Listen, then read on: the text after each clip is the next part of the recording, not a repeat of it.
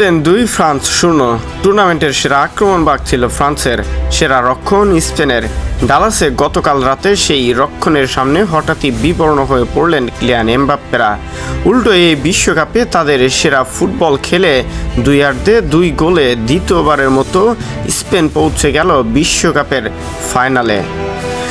প্রথমার্ধে 22তম মিনিটে পেনাল্টি থেকে মিকেল ওয়ারসাবালের গোলের পর 58তম মিনিটে পেদ্রো পোরার গোলে স্পেনের জয়, ব্যবধান 2-0।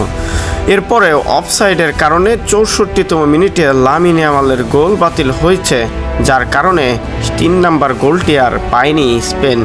শেষ পর্যন্ত 2-0 গোলের লিড নিয়ে মাঠ ছাড়ে স্পেন। এ ম্যাচের আগ পর্যন্ত ফ্রান্স ছিল সন্দেহাতীতভাবে বিশ্বকাপের সেরা দল, অথচ সেমিফাইনালে হঠাৎই যেন খেলো ভুলে ভুলে 2 গোল।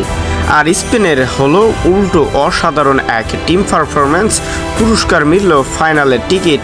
প্রথমার্ধে ফ্রান্স পিছিয়ে পড়ার পর ইতিহাস বলছিল ফাইনালের টিকিট শেষ পর্যন্ত স্পেনই পাবে, কারণ বিশ্বকাপ সেমিফাইনালে ইতিহাসে প্রথমবারের মতো পিছিয়ে পড়ে ঘুরে দাঁড়ানোর নজির খুব বেশি নেই।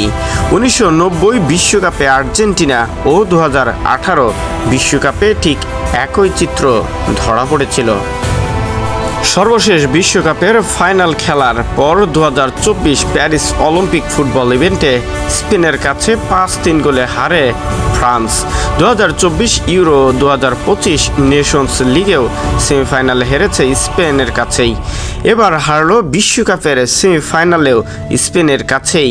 সেজন্য স্পেনকে খেলতে হয়েছে এবার বিশ্বকাপ নিজেদের সেরা খেলাটি।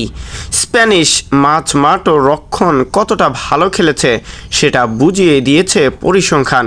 ফ্রান্স এ ম্যাচে 488টি পাস খেললেও তাদের 93টি পাসই ভুল হয়েছে। স্প্যানিশদের অফ দ্য বল এবং পাস সবগুলোই যেন নিখুঁতভাবে করে যাচ্ছিল। স্প্যানিশ আক্রমণভাগের প্রশংসাও করতেই হবে।